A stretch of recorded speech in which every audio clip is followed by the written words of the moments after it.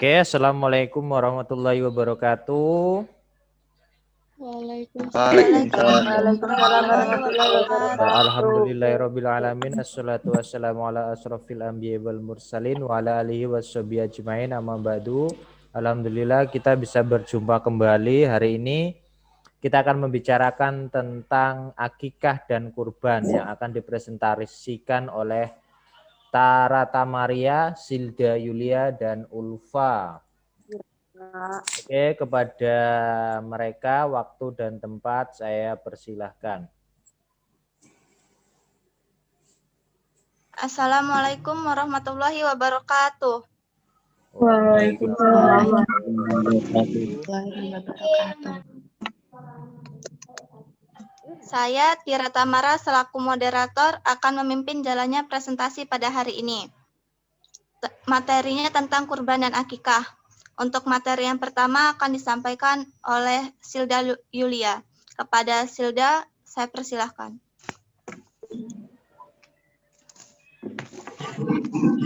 Pengertian kurban atau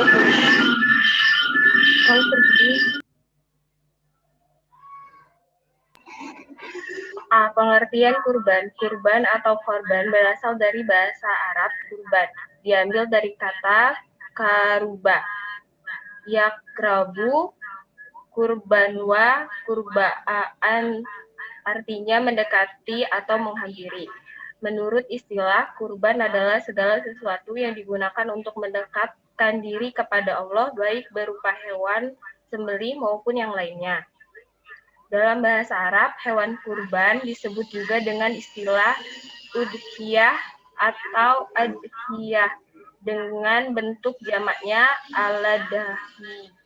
Kata ini diambil dari kata duha, yaitu waktu matahari mulai tegak yang disyariatkan untuk melakukan penyembelihan kurban, yakni kira-kira pukul 7.00 sampai dengan 10.00.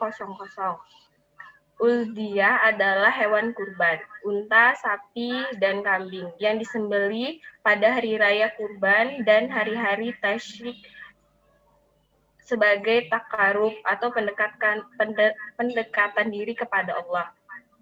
B. Hukum kurban. Kurban hukumnya sunnah, tidak wajib.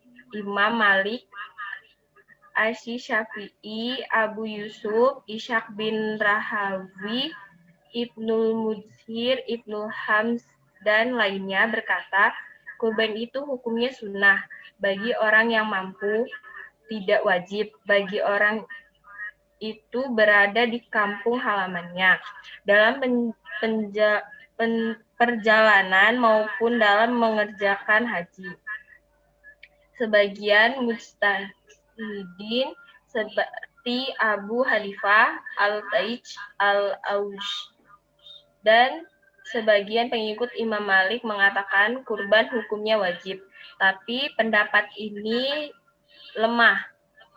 Ukuran mampu berkurban hakikatnya sama dengan ukuran kemampuan sedekah, yaitu mempunyai kelebihan harta setelah terpenuhinya kebutuhan pokok, yaitu sandang, pangan, dan papan, dan kebutuhan penyempurnaan yang lazim bagi seseorang. Jika seseorang masih membutuhkan uang untuk memenuhi kebutuhan-kebutuhan tersebut, maka dia terbebas dari menjalankan sunnah kurban. Dasar kesunahan kurban antara lain firman Allah Subhanahu wa taala, maka didirikan salat karena Tuhanmu dan berkurbanlah. Quran surat Al-Kautsar ayat 2. Orang yang mampu berkurban tapi tidak berkurban hukumnya makruh. Sabda Nabi Shallallahu Alaihi Wasallam, barang siapa yang mempunyai kemampuan tetapi ia tidak berkurban, maka janganlah sekali-sekali ia menghampiri tempat sholat kami. Hadis riwayat Ahmad, Ibnu Majah, dan Al-Hakim, Ibu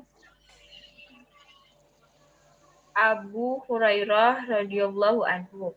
Namun hukum kurban dapat menjadi wajib jika menjadi nazar seseorang, sebab memenuhi nazar adalah wajib sesuai hadis Nabi Shallallahu Alaihi Wasallam. Barang siapa yang bernazar untuk ketaatan kepada Allah, maka hendaklah ia melaksanakannya.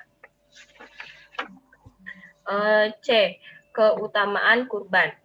Berkurban merupakan amal yang paling dicintai Allah Subhanahu wa taala pada saat Idul Adha. Sabda Nabi Shallallahu alaihi wasallam, tidak ada suatu amal anak Adam pada hari raya kurban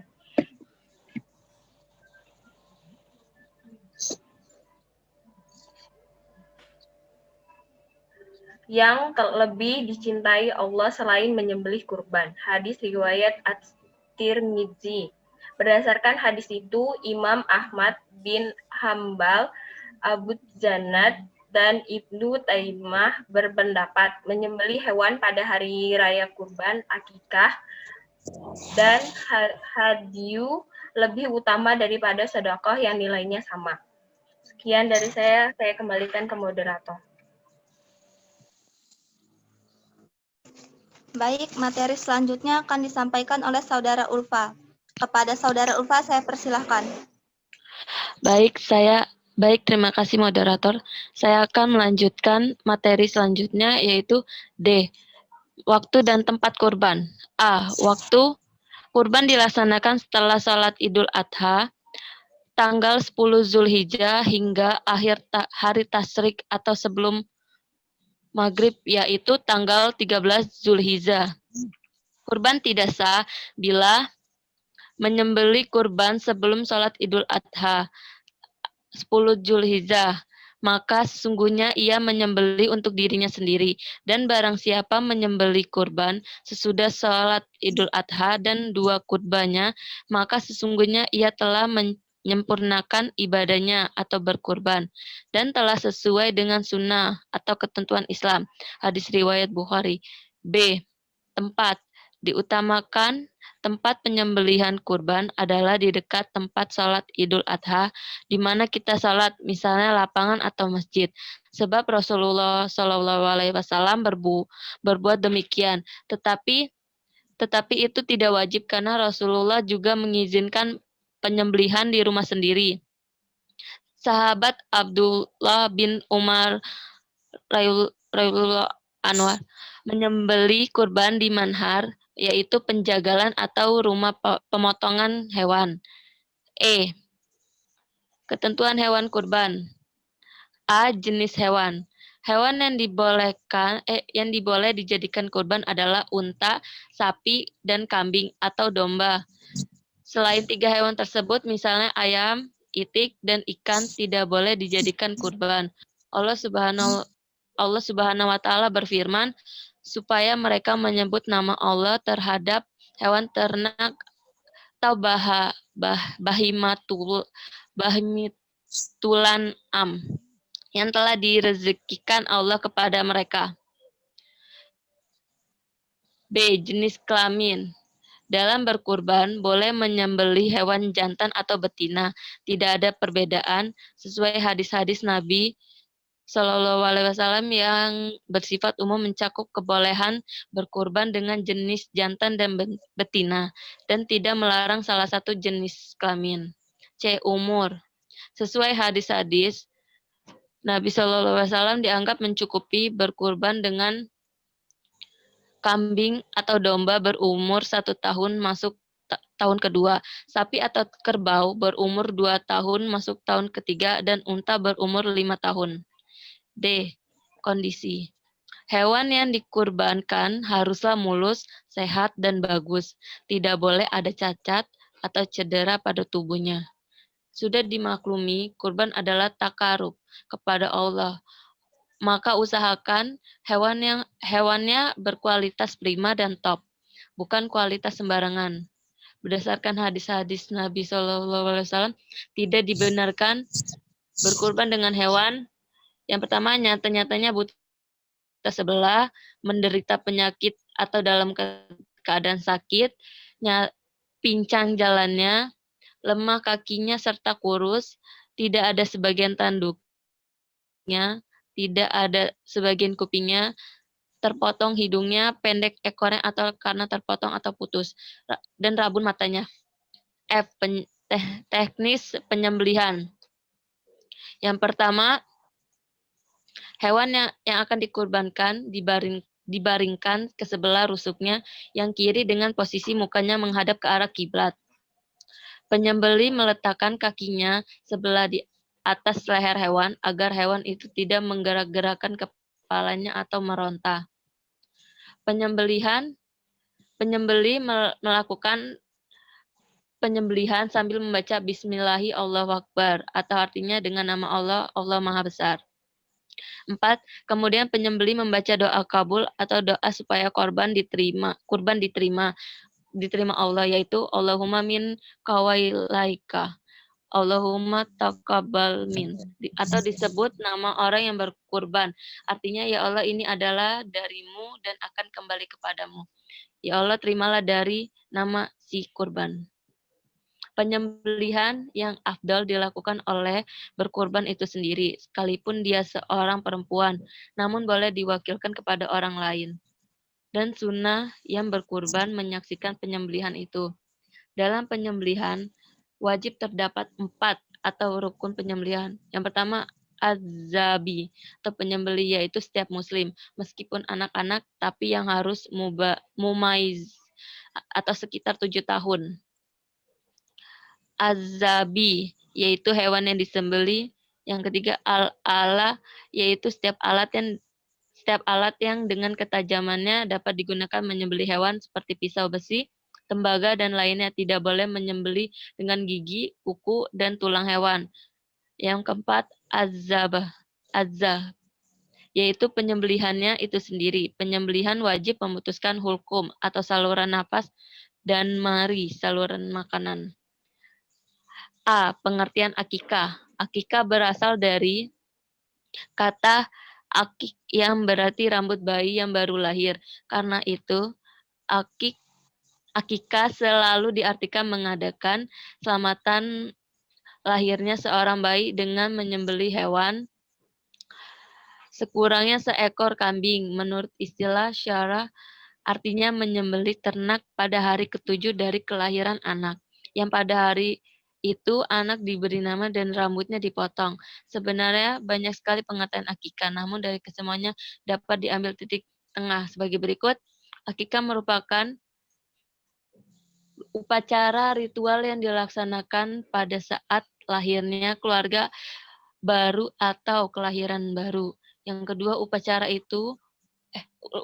ritual akikah terdiri dari beberapa bagian, antara lain menyembelih hewan, memotong rambut, sedekah, pemberian nama, serta acara lainnya. Yang ketiga, inti akikah adalah ungkapan rasa syukur yang dituangkan dalam kurban, sedekah, emas atau perak, ataupun berupa makanan. Sekian, saya kembalikan kepada moderator. Baik, untuk materi selanjutnya akan disampaikan oleh saya sendiri. B. Dasar hukum akikah. Hukum akikah adalah sunnah muakkad, sekalipun orang tua dalam keadaan sulit. Tetapi kemiskinan dan kekayaan di antara umat Islam menjadikan akikah sulit dilaksanakan apabila hukumnya wajib bagi orang miskin. Sesuai dalam hadis Rasulullah SAW yang artinya, setiap anak yang lahir tergadai dengan hewan akikahnya, disembelih darinya pada hari ke-7, dan pada hari itu ia dicukur dan diberi nama. Hadis sahih riwayat Ahmad, Abu Daud, Tirmizi, Nasai, Ibnu Majah, Baihaqi, dan Hakim. Yang C. Ketentuan hewan akikah. Banyak ulama berpendapat bahwa semua hewan yang dijadikan hewan kurban, yaitu unta, sapi, kerbau, kambing, domba, dapat dijadikan hewan akikah. Namun, ada juga ulama yang berpendapat bahwa hewan yang dapat dijadikan hewan akikah adalah kambing dan domba. Dengan syarat dan ketentuan, yang pertama tidak cacat, yang kedua tidak berpenyakit, yang ketiga cukup umur, yaitu kira-kira berumur 1 tahun. Keempat, warna bulu sebaiknya memilih yang berwarna putih. D. Pelaksanaan akikah. Rasulullah SAW bersabda yang artinya, telah berkata Rasulullah SAW, barang siapa di antara kamu ingin beribadah tentang anaknya, hendaklah dilakukannya untuk anak laki-laki 2 ekor kambing yang sama umurnya, dan untuk anak perempuan 1 ekor kambing. Hadis riwayat Ahmad, Abu Daud, dan Nasa'i. Dan apabila tidak bisa melaksanakannya pada hari ke-7, maka bisa dilaksanakan pada hari ke-14. Dan apabila tidak bisa, maka pada hari ke-21. Namun jika setelah 3 minggu masih tidak mampu, bisa kapan saja pelaksanaannya dikala sudah mampu. Perbuatan-perbuatan yang baik dilakukan pada waktu anak baru lahir antara lain, 1. Mengazankan dan mengikmatkan, yang kedua memberi nama, dan yang ketiga mencukur rambut. Hikmah akikah. Yang pertama, dalam akikah ini mengandung unsur perlindungan dari setan yang dapat mengganggu anak yang lahir. Kedua, akikah merupakan tebusan hutang anak untuk memberikan syafaat bagi kedua orang tuanya kelak pada hari perhitungan. Yang ketiga, merupakan bentuk pendekatan diri dan sebagai rasa syukur atas anugerah Allah Subhanahu wa taala dengan lahirnya sang anak. Yang keempat, akikah sebagai sarana menampakkan rasa gembira dalam melaksanakan syariat Islam. Yang kelima, akikah memperkuat persaudaraan di antara masyarakat. Sekian presentasi dari kelompok kami. Bagi teman-teman yang ingin bertanya, saya persilahkan.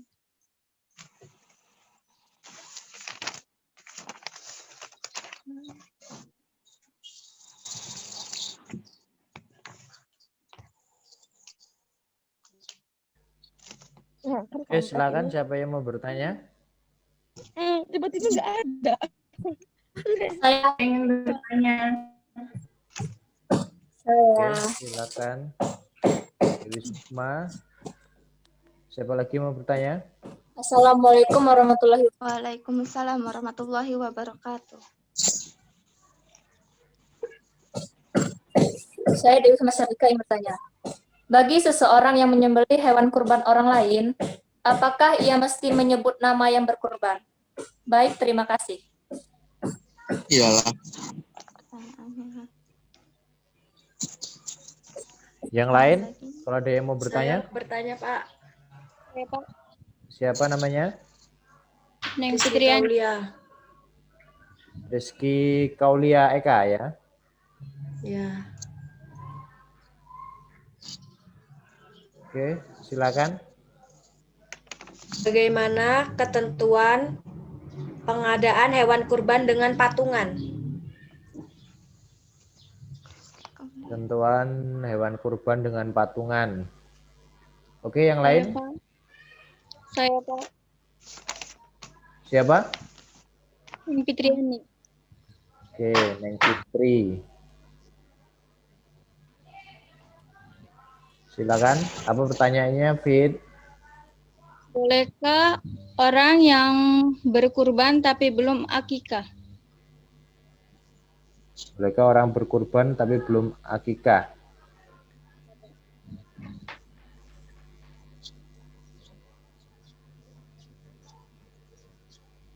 Ya, oke.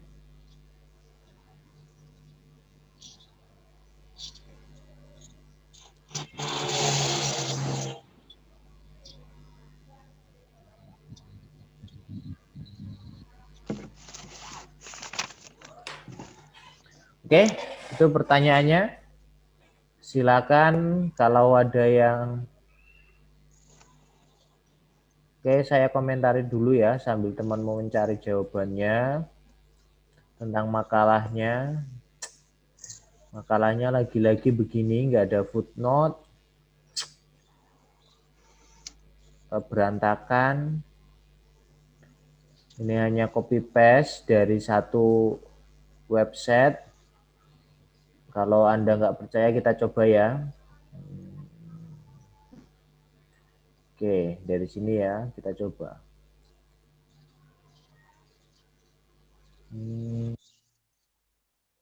Kita coba.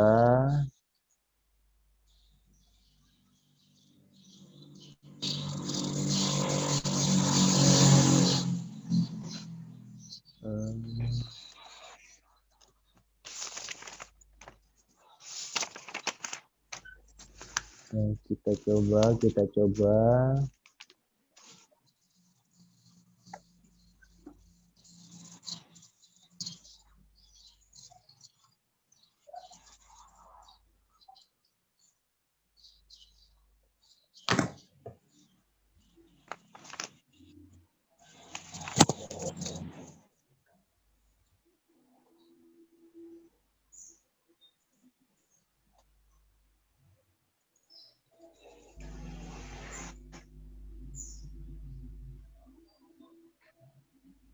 Kita coba lihat.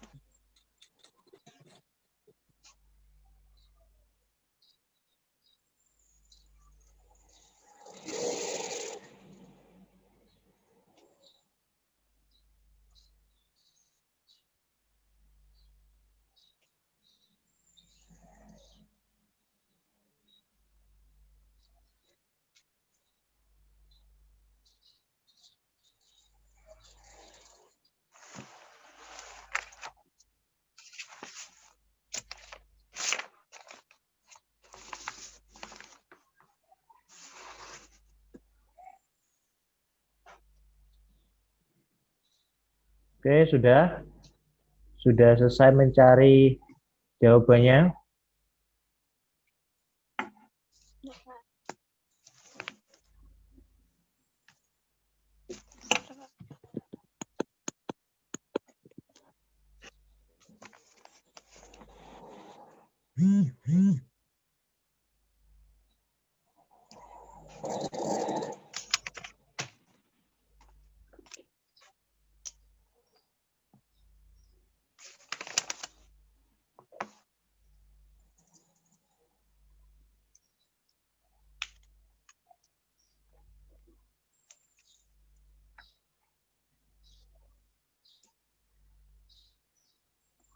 Gimana pemakalah udah selesai?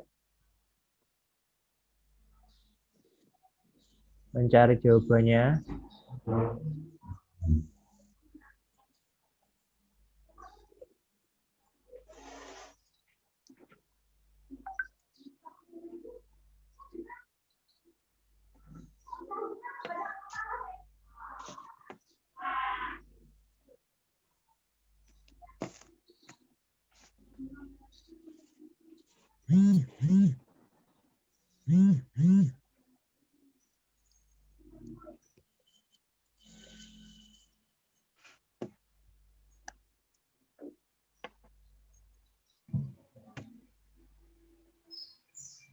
Sudah selesai? Bisa dijawab pertanyaan dari teman-temannya? Bisa, Pak. Silakan.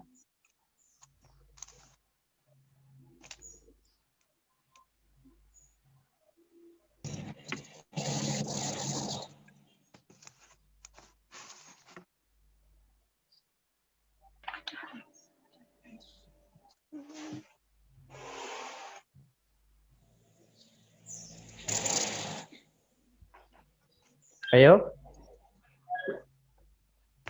Izin menjawab.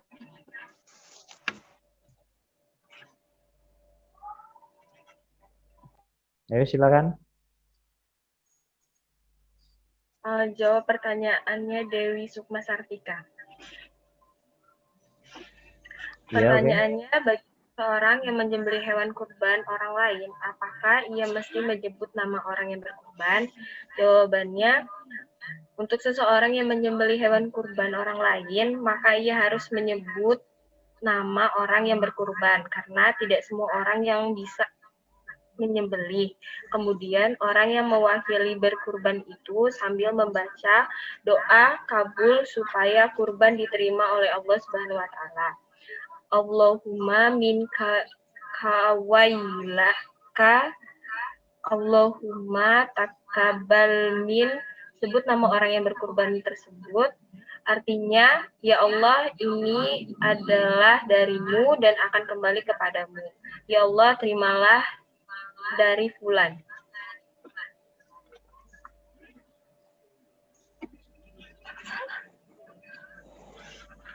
Apa bisa diterima Dewi Sukma Sartika?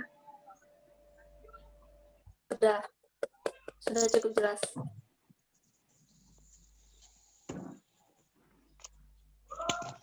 Terima kasih.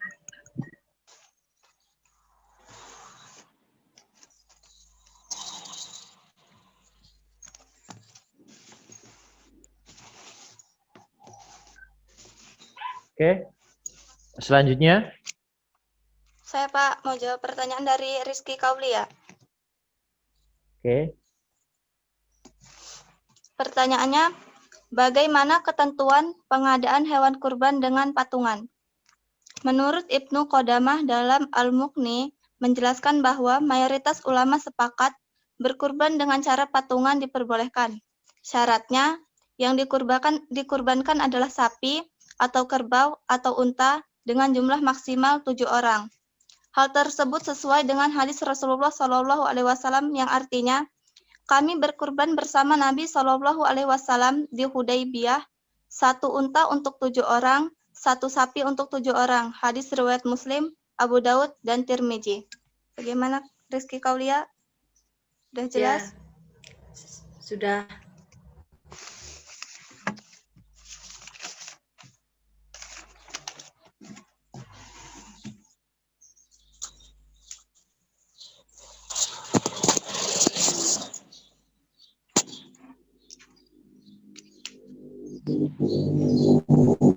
Saya mau jawab pertanyaan dari Neng Fitriani.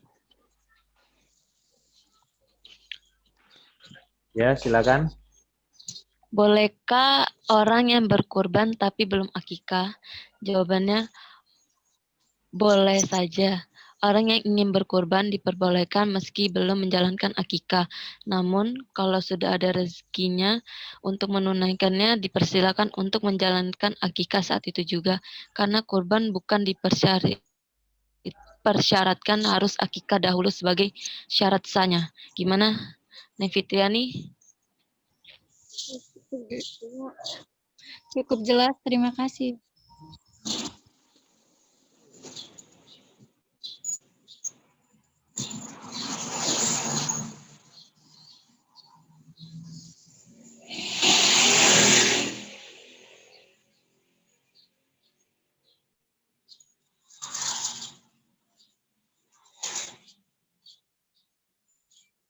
Gimana dari penanya? Ada yang mau dikomentari atau dari orang lain yang mau komentar tentang jawaban-jawaban dari pemateri?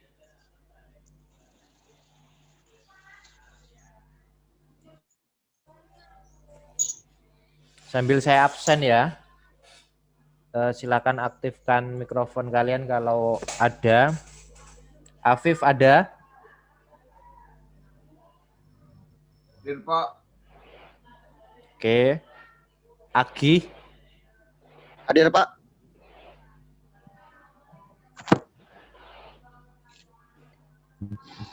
Afif, Agi, Al Imron nggak ada. Hadir, Pak. Ya. Amanda? Hadir, Pak. Andri, Hadir, Pak. Anggun, Pak. Asriani, Hadir, Pak. Dea, Hadir, Pak. Dery, enggak ada ya. Dwi Soma, Ada, Pak. oke. Dewi Sukma, Hadir, Pak. Elsa, enggak ada ya. Elvin, Hadir, Pak.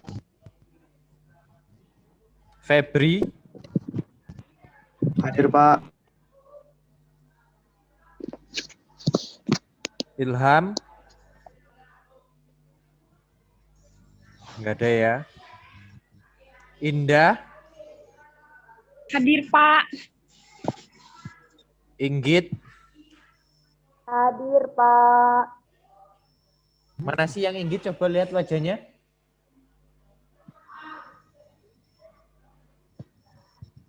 Coba saya lihat dulu.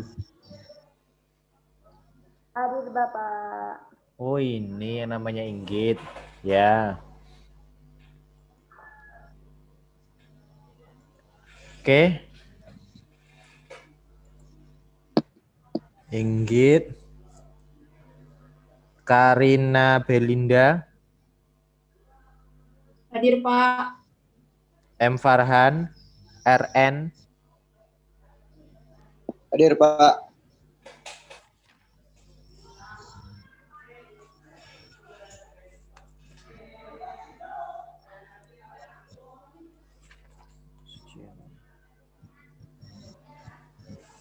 Mega. Hadir. Muhammad Aziz. Hadir. Muhammad Farhan Kadafi. Enggak ada ya. Muhammad Ridho. Ada. Enggak ada ya. Neng Fitriani ada. Neti. Neti enggak ada ya. Nur Fatimah. Nur Fatimah enggak ada ya. Rizky Kaulia ada. Rosida. Hadir, Pak. Hadir. Sahdan Alwi. Ada? Sahdan Alwi? Enggak ada ya. Seli Deka? Enggak ada ya. Silda ada. Tira ada ya. Ulfa ada. Umi Nur Rohmah? Hadir, Pak. Rohmah ada. Ada, Pak. Umi Fadilatul. Hadir, Pak. Oke. Hadir. Zirli.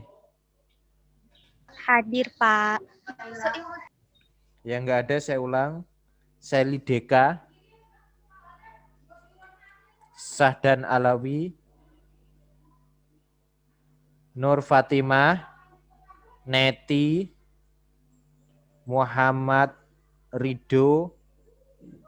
Muhammad Farhan Kadafi. Menyebut nama yang terakhir apa tadi ya? Saya lupa. Jadi itu ya. Kurban pertama enggak harus akikah. Karena akikah itu kewajiban orang tua. Ya. Dan kewajiban kita itu berkurban. Kewajiban dalam pengertian sunnah muakkad, sunnah yang dikuatkan. Ya, kambing harganya berapa sih paling mahal?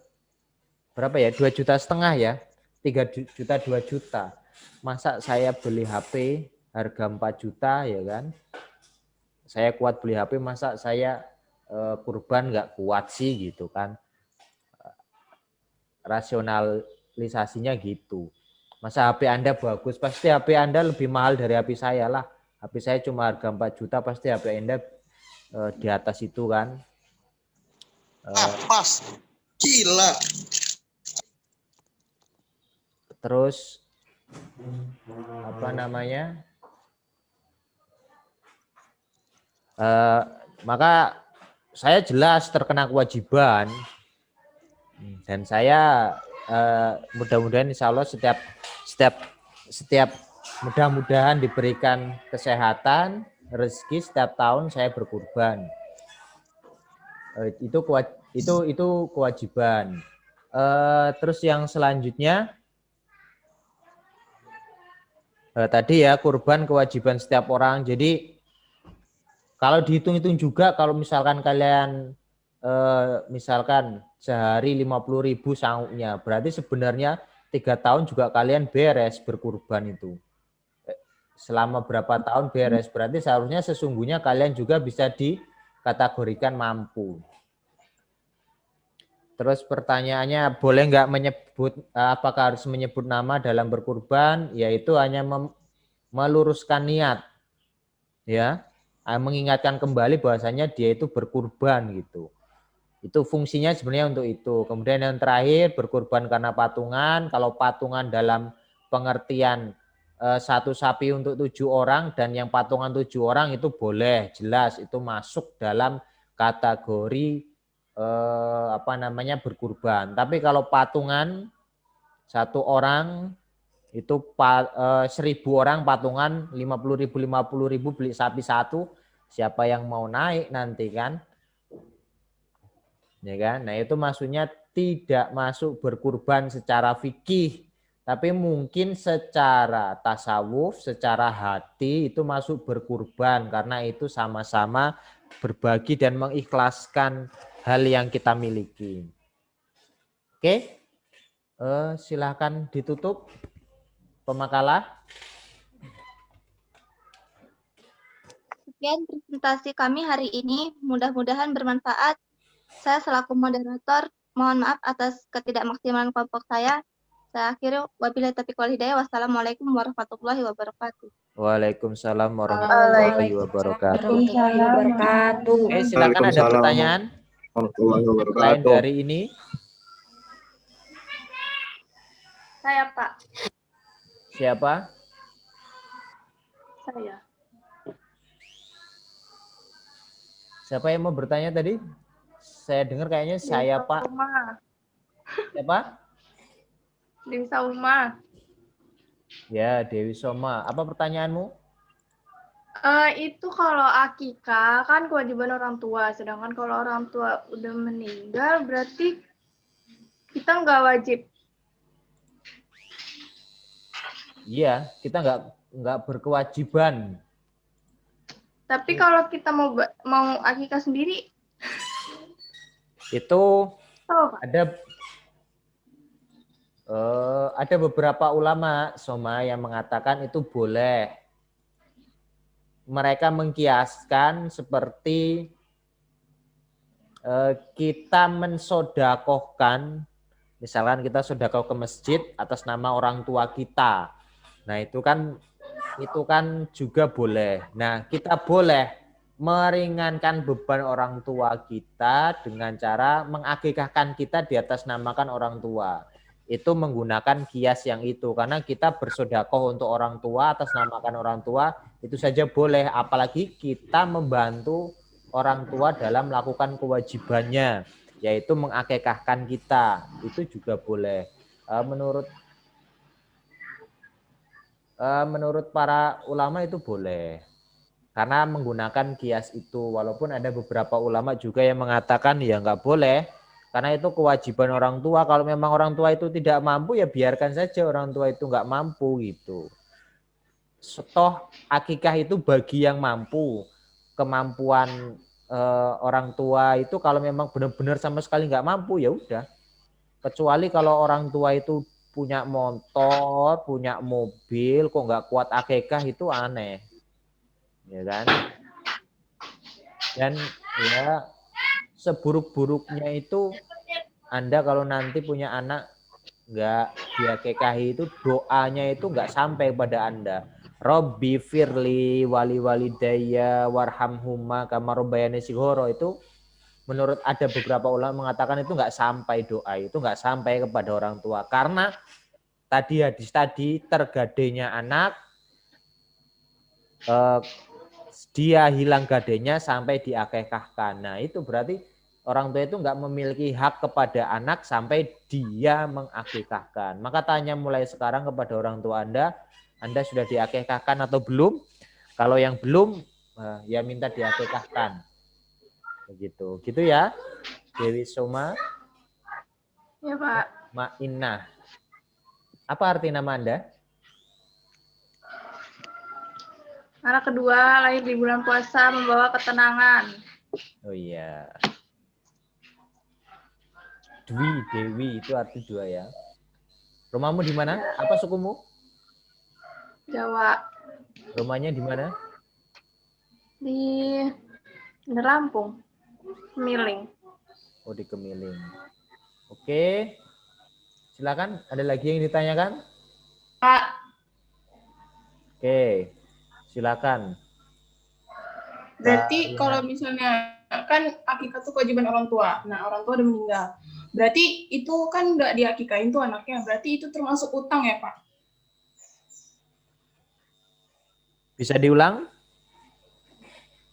Kan akikah itu kewajiban orang tua. Nah, berarti kalau misalnya orang tua nggak mengakikahkan anaknya itu termasuk utang ya Pak? Ya kalau berdasarkan hadis tadi itu begitu. Masih tergadai. Tergadai di situ sebenarnya multi tafsir ya. Maksudnya bisa dikatakan penebus, bisa dikatakan hutang. Ada yang mengatakan itu sebagai rasa syukur, kemudian dia menebusnya gitu. Ya, tapi sampai saat ini belum ada ulama yang sampai pada taraf hukumnya wajib. Masih pada taraf hukumnya sunnah. Sunnah muakat paling tinggi sama seperti kurban. Karena sangat penting akikah itu. Kemungkinan terbesar ialah dari hadis itu orang yang tidak mengakikahkan anaknya, kemungkinan terburuknya ya hanya tidak sampainya doa.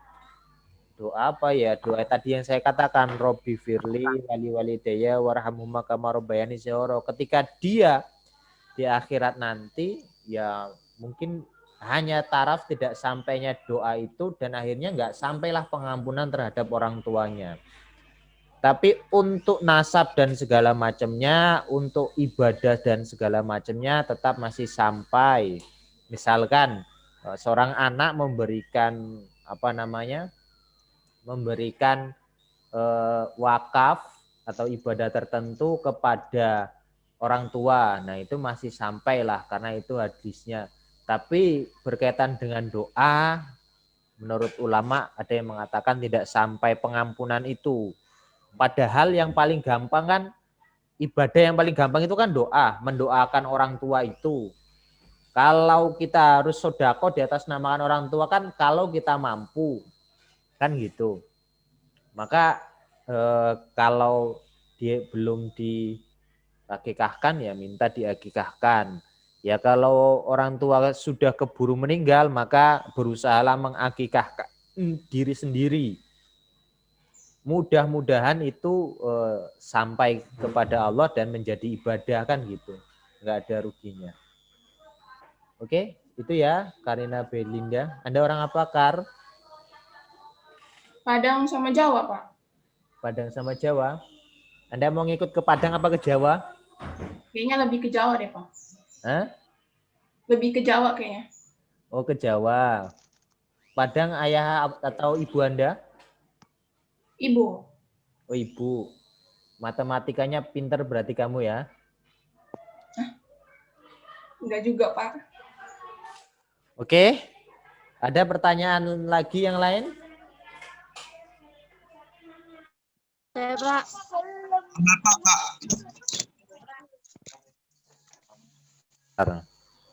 Kenapa?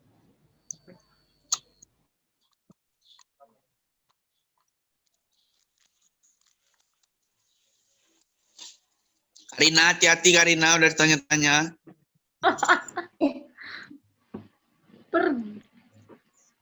Udah lah, Joy, jangan nanya-nanya lagi orang ini. Siapa yang mau bertanya? Pak, mohon maaf Pak, saya mau nanya Pak, nanya sama Bapak. Allah. Ya, silakan Jis. Itu kan,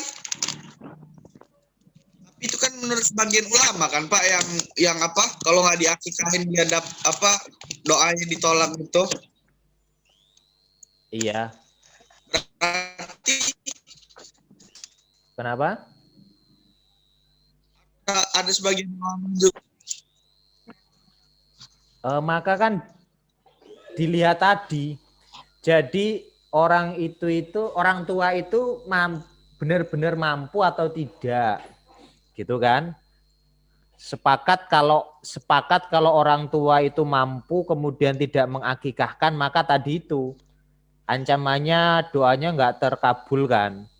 Kemudian ulama yang mengatakan nggak apa-apa, nggak akikah itu karena memang keadaan orang tua yang tidak mampu, dia untuk makan saja sulit, kemudian dia tidak memungkinkan untuk berakikah, nah itu baru masuk dalam takaran tidak apa-apa. Gitu loh maksud saya. Kalau orang itu mampu dan sengaja mengerti hukumnya, kemudian nggak mengakikahkan anaknya, yaitu tadi anaknya masih tergadai. Tapi kalau memang benar nggak mampu, ya memang dasar utama itu menurut para ulama adalah kemampuan. Ya jadi kalau nggak mampu ya nggak apa-apa gitu. Jangankan ibadah sunnah, ibadah wajib saja kalau tidak mampu tidak dilaksanakan kan. Puasa sedang sakit kalau nggak mampu nggak dilaksanakan. Sholat kalau nggak mampu berdiri maka dia duduk. Kalau nggak duduk tiduran. Kalau nggak tiduran cuma nggak mampu tiduran langsung dikubur aja gitu kan. Kan gitu. Itu ibadah begitu. Tarafnya mampu atau tidak mampu. Kecaman yang tadi saya katakan itu berlaku bagi yang mampu gitu. Gitu ya Jis ya? Iya Pak. Ada lagi? Bapak, saya mau tanya. Silakan. Ini terkait ya. terkait kurban. Ya, boleh. Nih, kan misalnya kita kurban. Jika kita kurban, kenapa harus memilih hewannya itu jantan tidak betina? Kenapa harus laki-laki gitu? Enggak kuat dulu kamu. Udah. Kurban. Karena laki-laki istimewa. Itu dijawab tuh sama siapa? Si Imron ya? Apa? Katanya laki-laki istimewa. Enggak. Perempuan lah istimewa. Laki-laki. Kalau jantan lebih kuat, Kak. Jadi ibadah kurban itu kan berdasarkan Ya, bentar. tuntunan Nabi Ibrahim ya. Jadi berdasarkan kurban dan haji itu adalah peristiwa yang dialami oleh Nabi Ibrahim. Jadi kita mengikuti peristiwa itu karena ibroh dari Nabi Ibrahim. Kemudian hukum itu tadi, kenapa harus jantan? Sebenarnya jantan dan betina itu sebagian besar ulama itu nggak mempermasalahkan jantan dan betina. Kenapa kok banyak menggunakan jantan? Karena ya pada masa Rasulullah itu berkurban tidak pernah menggunakan betina, tapi menggunakan jantan. Tapi Rasulullah juga secara eksplisit, maksudnya secara teks, secara perintah itu enggak mewajibkan untuk kambing jantan. Berarti ulama juga masih memperbolehkan ada ulama itu memperbolehkan dengan kambing betina. Tapi semua ulama sepakat afdolnya itu dengan menggunakan kambing jantan. Kemudian juga antara kambing jantan dan sapi, mana yang lebih afdol? Semua ulama sepakat kambing itu lebih afdol daripada sapi, unta dan segala macamnya. Karena Rasulullah mencontohkan, kalaupun ada ini pendapat para ulama, kalaupun ada hewan yang lebih baik daripada kambing, gitu kan, maka pasti di zaman Rasulullah itu pasti menggunakan hewan itu. Tapi Rasulullah tidak pernah menggunakan hewan itu. Maka menurut para ulama sepakat yang paling utama adalah untuk kurban, yaitu kambing dan jantan. Itu utamanya. Begitu ya. Jadi nggak terkait syarat dan ketentuan khusus, sebenarnya itu lebih utama dan tidak lebih utama. Gitu ya. Mau kemana? Rosida jalan-jalan kayaknya ya. Kamisan. Di pesta itu Pak. Oh iya. Oke, ada lagi yang mau ditanyakan? Alhamdulillah tidak. Nggak ada ya. Oke, saya kasih penutup sedikit. Nggak ada, Pak. Apa? Nggak ada. Nggak ada ya. Saya kasih penutup sedikit. Jadi ibadah kurban dan itu. Jadi ibadah kurban dan akikah itu tadi saya katakan di awal, akikah itu kewajiban orang tua kepada anak. Sementara kurban itu adalah kewajiban setiap individu, baik orang tua ataupun anak. Kedua ibadah ini mensyaratkan mampu, seperti ibadah-ibadah yang lain. Tentu kalau tidak mampu ada ruksoh-ruksohnya sendiri. Jadi itu adalah poin penting yang harus kalian perhatikan. Oke, saya kira ini penutup dari saya. Kurang dan lebihnya saya mohon maaf. Saya akhiri wabillahi taufik wal hidayah. Wassalamualaikum warahmatullahi wabarakatuh. Waalaikumsalam warahmatullahi wabarakatuh.